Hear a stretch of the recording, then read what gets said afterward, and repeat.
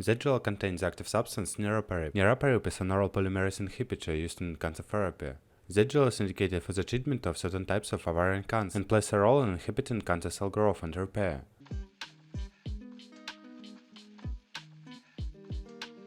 Indications: Zejula capsules are indicated for the following conditions: maintenance treatment of recurrent epithelial ovarian, fallopian tube, or primary peritoneal cancer in patients who have complete platinum-based chemotherapy.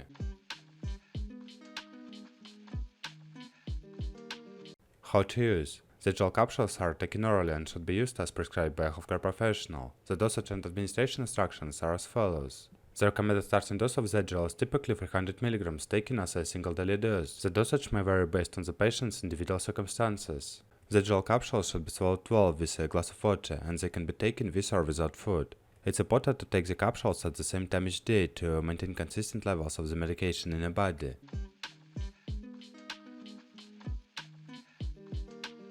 Contraindications: Zejula capsules are contraindicated in the following cases: hypersensitivity or allergic reaction to Niraparib or any of the ingredients in the capsules, patients with a history of severe myelosuppression, reduction in bone marrow activity.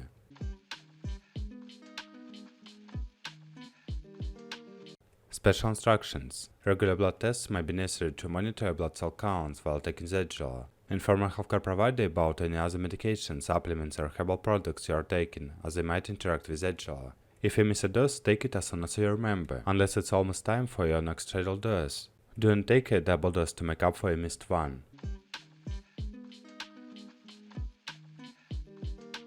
Side effects: common side effects of Zejula may include nausea, fatigue, anemia, low red blood cell count, thrombocytopenia, low platelet count, neutropenia, low white blood cell count, headache. Serious side effects are rare but may include hypertension, high blood pressure, bone marrow suppression, gastrointestinal issues. Development of certain cancers, including myelodysplastic syndrome or acute myeloid leukemia.